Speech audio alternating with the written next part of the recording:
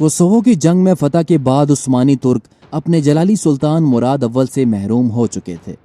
سلطان مراد کی شہادت کے بعد اب ترکوں کے پاس جانشینی کے لیے شہزادہ بایزید اور شہزادہ یعقوب تھے۔ شہزادہ یعقوب وک برینکووچ کے فوجی دستوں کے تعاقب میں گئے ہوئے تھے اور لشکر میں اس وقت صرف شہزادہ بایزید موجود تھا۔ وزراء اور مشیروں کی مشاورت سے شہزادہ بایزید کو عثمانی سلطنت کا نیا سلطان منتخب کر لیا گیا۔ سلطان بایزید اپنی برق رفتار فتوحات کی وجہ سے تاریخ میں ہمیشہ جانے جائیں گے، اسی لیے انہیں بایزید جلدرم ژینی کے بجلی کے نام سے بھی جانا جاتا ہے۔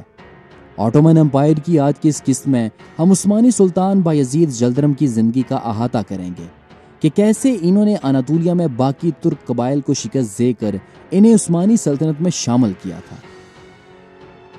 کوسوو کی جنگ میں عثمانی ترکوں کو شاندار فتح حاصل ہوئی تھی، لیکن اس جنگ کے اختتام پر سلطان مراد پر قاتلانہ حملہ ہوا جس سے وہ شدید زخمی ہو گئے اور زخموں کی تاب نہ لاتے ہوئے ان کی شہادت ہو گئی۔ سلطان مراد کی شہادت کے بعد ان کے بڑے بیٹے شہزادے بایزید کو چوتھے عثمانی سلطان کی حیثیت سے تخت نشین کیا گیا۔ 1360 عیسوی میں جب سلطان بایزید جلدرم کے دادا اور خان غازی کا انتقال ہوا تو شہزادے بایزید کے والد مراد تخت نشین ہوئے۔ اسی سال جب اور خان غازی کا انتقال ہوا تو ان کے پوتے بایزید بورسا میں پیدا ہوئے۔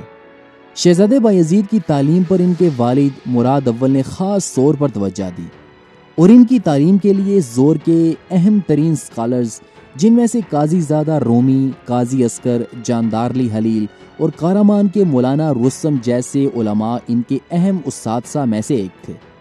شہزادے بایزید نے اس وقت کے مشہور کمانڈروں سے جنگی تربیت کے سبق حاصل کیے تھے۔ سلطان مراد اول نے اپنے اس بڑے بیٹے شہزادے بایزید کی خاص طور پر تربیت کی تھی کیونکہ وہ یورپ کی فتوحات کے لیے اپنے اس بیٹے کو لے کر جانا چاہتے تھے۔ شہزادہ بایزید بچپن ہی سے بہادر تھا اور اس نے کم عمری میں ہی جنگیں لڑنا شروع کر دی تھی۔ شہزادے بایزید نے تقریباً ہر جنگ میں حصہ لیا اور ان کے برق رفتار حملوں سے عثمانی فوج میں ایک نئی طاقت آ جاتی تھی اور عثمانی فوج اپنے شہزادے کو اپنے درمیان پا کر اس کا جوش مزید بڑھ جاتا تھا۔ کوسوو کی جنگ میں بھی شہزادے بایزید نے اپنی بہادری کے جوہر دکھائے۔ اس جنگ میں عثمانیوں کو شاندار فتح حاصل ہوئی، لیکن عثمانیوں کی اس فتح کا اختتام سلطان مراد اول کی شہادت پر ہوا، جو کہ اس جنگ کے اختتام پر شہید ہو گئے تھے۔ کوسوو کی جنگ میں جب سلطان مراد اول کی شہادت ہوئی تو ان کی شہادت کے بعد عثمانی وزراء نے شہزادے بایزید کو عثمانی سلطنت کا نیا سلطان منتخب کر لیا، جس کے بعد شہزادے بایزید نے ایک قاصد اپنے بھائی شہزادے یعقوب کے پاس بھیجا۔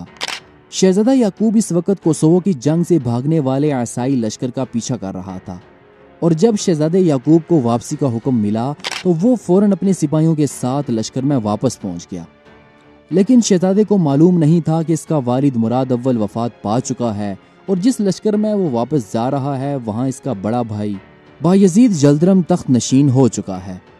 جب یہ بد نصیب شہزادہ خیمے میں داخل ہوا تو اس کے بڑے بھائی سلطان بایزید جلدرم کے حکم پر اس معصوم شہزادے کا گلا گھونٹ کر اسے قتل کر دیا گیا۔ یوں آل عثمان میں تخت کے لیے قتل کیے جانے والا یہ پہلا قتل تھا۔ ادھر اناطولیہ میں جب باقی ترک ریاستوں کو عثمانی سلطان مراد اول کی شہادت کی خبر ملی اور اس کے ساتھ ساتھ جب انہوں نے یہ بھی سنا کہ معصوم شہزادے یعقوب کا گلا گھونٹ کر اسے قتل کر دیا گیا ہے تو انہوں نے اب نئے عثمانی سلطان بایزید جلدرم کے خلاف علم بغاوت بلند کیا۔ ان میں سے خاص طور پر کارامان قبیلے کو جب خبر ملی تو اس نے وہ علاقے جو اس نے سلطنت عثمانیہ کے حوالے کیے تھے تلوار کے زور پر عثمانیوں سے یہ سارے علاقے واپس لے لیے اور اس نے برادرانہ قتل کو ہوا دے کر عثمانیوں کے خلاف باقی ترک قبائل کو بھی بغاوت کے لیے اکسایا۔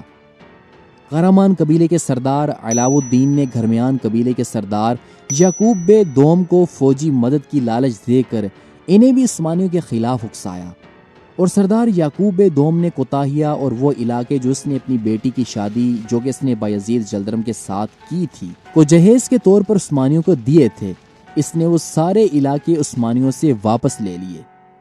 کارامان اور گرمیان قبیلے کی بغاوت کو دیکھتے ہوئے اناطولیہ کے ایک اور ترک قبیلے قاضی برہان الدین نے بغاوت کرتے ہوئے کرچ شہر کو عثمانیوں سے واپس لے لیا اور یوں تمام اناطولیہ عثمانیوں کے خلاف متحد ہو گیا۔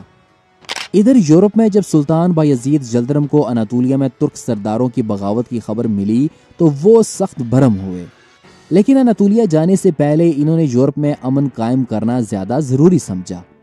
اس لیے لازار، جسے جنگ کوسوو کے اختتام پر پھانسی دے دی گئی تھی، اب اس کا بیٹا سٹیفن لازار سربیا کا وارث تھا۔ سلطان بایزید جلدرم نے اسے سربیا کا بادشاہ اس شرط پر بنایا کہ وہ عثمانیوں کا وفادار رہے گا۔ یوں اسٹیفن نے سالانہ خراج کے علاوہ 5000 سپاہیوں کا ایک دستہ سلطان کی خدمت کے لیے ہر وقت تیار رکھنے کا معاہدہ کیا۔ نیز اس نے اپنی بہن شہزادی ڈیسپنا کو بایزید کے نکاح میں دے دیا، اور اس نے یہ وعدہ بھی کیا کہ سلطان کی تمام لڑائیوں میں وہ اپنی فوج لے کر خود شریک ہوا کرے گا۔ چنانچہ آخر وقت تک وہ اس معاہدے پر قائم رہا، اور نائکوپولس اور جنگ انکرا کی خون ریز جنگوں میں بھی اسٹیفن سلطان بایزید جلدرم کے شانہ بشانہ ہو کر لڑتا رہا۔ سربیا سے صلح کرنے کے بعد اب سلطان بایزید قسطنطنیہ کی جانب بڑھے اور اینڈرونیکس کو تخت پر بٹھانے کی دھمکی دے کر شہنشاہ پیلیولوگس کو ایک جدید صلح نامے پر مجبور کیا، جس نے بازنطینی سلطنت کی رہی صحیح حیثیت بھی خاک میں ملا دی۔ جان اور اس کا بیٹا مینویل، جو کہ تخت سلطنت میں اپنے باپ کا شریک تھا، معاہدہ کیا کہ 30,000 طلائی سکے بطور خراج ہر سال ادا کرتا رہے گا، اور 12,000 کا ایک فوجی دستہ بایزید کی خدمت میں ہمیشہ حاضر رکھے گا۔ ایشیائے کوچک میں بازنطینی سلطنت کے مقبوضات میں سے اب صرف ایک قلعہ فیلاڈیلفیا باقی رہ گیا تھا۔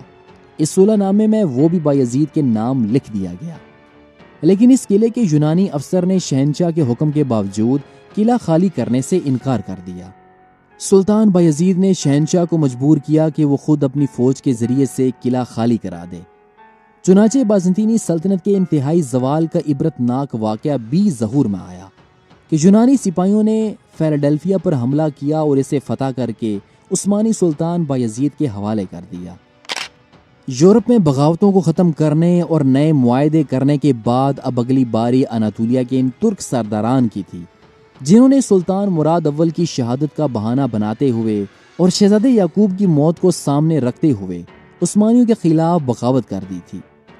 اناطولیہ کے ان باغی سرداران کی بغاوتوں کو کچلنے کے لیے سلطان بایزید جلدرم 1399 عیسوی میں بورسا شہر سے روانہ ہوئے۔ اس مہم میں سلطان بایزید جلدرم اکیلے نہیں تھے، بلکہ ان کے ساتھ عثمانی افواج کے علاوہ سربیا کے بادشاہ اسٹیفن اور رومی شہنشاہ مینویل پیلیولوگس کی فوجیں بھی ساتھ تھیں۔ 1399 عیسوی کے موسم سرما کی سخت ترین سردی میں عثمانی لشکر بورسا شہر سے روانہ ہوا۔ سلطان بایزید جلدرم کا سب سے پہلا نشانہ گرمیان قبیلہ تھا۔ یہاں گرمیان قبیلے کے سردار یعقوب دوم نے جب دیکھا کہ وہ عثمانی لشکر کا مقابلہ نہیں کر سکتا تو اس نے سلطان بایزید جلدرم سے امان مانگی، لیکن سلطان بایزید جلدرم نے یعقوب دوم کو معاف نہ کیا اور اسے گرفتار کر کے ایک قلعے میں قید کر دیا گیا، اور اس کے بعد سلطان بایزید جلدرم نے گرمیان قبیلے کی تمام زمینوں پر حملہ کرتے ہوئے انہیں عثمانی سلطنت میں شامل کر لیا۔ گرمیان قبیلے کی فتح کے بعد سلطان بایزید جلدرم کی فوجوں نے ایک اور ترک قبیلے ساروہان کی جانب پیش قدمی شروع کر دی، جہاں پہنچنے کے بعد بغیر جنگ لڑے اس قبیلے کے سردار نے ہتھیار ڈال دیے، جس کے بعد سلطان بایزید جلدرم نے ساروہان کا علاقہ عثمانی سلطنت میں شامل کرنے کے بعد ساروہان قبیلے کے سردار خضر شاہ کو گرفتار کرتے ہوئے اسے بورسا شہر میں قید کر دیا۔ ساروہان کی فتح کے بعد عثمانی سلطان بایزید جلدرم نے ایک اور ترک قبیلے بنو ایدین پر حملہ کر دیا۔ بنو ایدین قبیلے کے سردار عیسیٰ بے نے سلطان بایزید جلدرم سے جان کی امان چاہی۔ بنو ایدین قبیلے کا سردار عیسیٰ بے سلطان بایزید جلدرم کی نسبت کافی بوڑھا ہو چکا تھا، اور اس کے سفید بالوں کو دیکھتے ہوئے سلطان بایزید جلدرم نے عیسیٰ بے کا بھرپور احترام کیا اور انہیں زندگی گزارنے کے لیے ٹائر نامی ایک شہر دے دیا، جہاں پر بنو ایدین کے سردار نے اپنی زندگی کے بقیہ دن گزارے۔ بنو ایدین کے بعد اب بنو منتشا کی باری آئی۔ عثمانی فوجیں جلد سلطان بایزید جلدرم کی قیادت میں یہاں پہنچ گئیں، اور بنو منتشا کا علاقہ بھی عثمانی سلطنت میں شامل کر لیا گیا۔ بنو ایدین اور بنو منتشا کی فتوحات کا نتیجہ یہ نکلا کہ عثمانی ترک بحر ایجین کے ساحل تک پہنچ گئے۔ یہیں سے عثمانی بحری طاقت کی ابتدا ہوئی۔ جہاں 60 جہازوں کا پہلا عثمانی بیڑا 792 ہجری مطابق 1390 عیسوی میں روانہ ہو کر جزیرہ کیوس پر حملہ آور ہوا۔ اس کے بعد سلطان بایزید نے سمرنا پر حملہ کیا۔ یہ شہر یروشلم کے مبارزین سینٹ جان کے قبضے میں تھا، لیکن یہاں بحری قوت کے ناکافی ہونے کی وجہ سے سلطان بایزید کو 6 ہفتوں کے بعد سمرنا کا محاصرہ اٹھا لینا پڑا۔ ان ابتدائی فتوحات کے بعد سلطان بایزید نے مارچ میں بنو حمید قبیلے کی جانب پیشقدمی کی۔ جب یہ خبر کارامان قبیلے کے سردار ابراہیم کو ملی تو اسے اب اپنی غلطی کا احساس ہوا کہ اس کے باقی اتحادی ترک قبائل ختم ہو چکے ہیں، اور اب سوائے قاضی برہان الدین، بنو حمید اور بنو جاندار کے علاوہ کوئی اور ترک قبیلہ باقی نہیں بچا۔ اور اسے یہ بھی معلوم تھا کہ اگر بنو حمید کو سلطان بایزید نے فتح کر لیا تو اگلی باری کارامان قبیلے کی ہوگی۔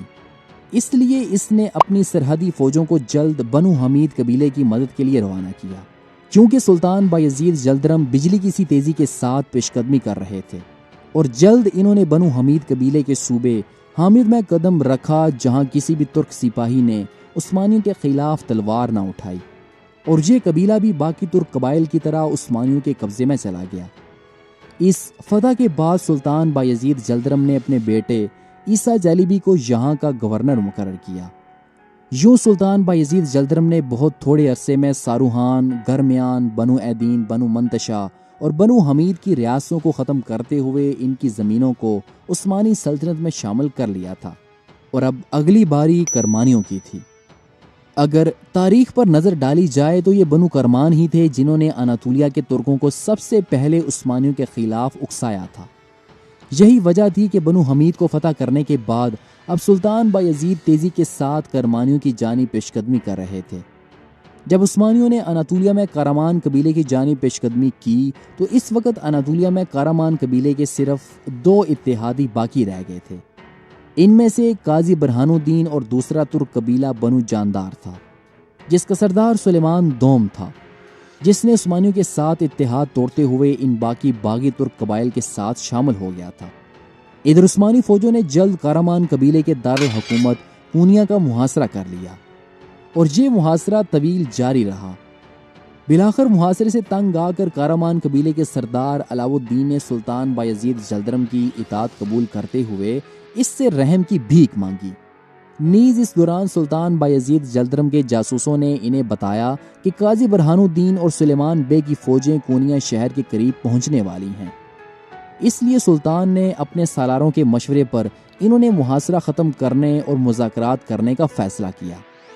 سلطان نے کارامان قبیلے کے سردار کو معاف کر دیا، اور کارامان قبیلے کے سردار علاؤ الدین نے کرمانیہ کا ایک ٹکڑا جس میں آگ شہر بھی شامل تھا سلطان بایزید کی نظر کرتے ہوئے ان سے صلح کر لی۔ اب اناطولیہ میں ان فتوحات کو 2 سال ہو چکے تھے۔ اس دوران مسلسل جنگوں کی وجہ سے عثمانی فوج کافی تھک چکی تھی، اس لیے سلطان بایزید جلدرم نے اس سال باقی مہمات کو ملتوی کرتے ہوئے اپنی فوجوں کے ساتھ وہ واپس بورسا شہر چلے گئے۔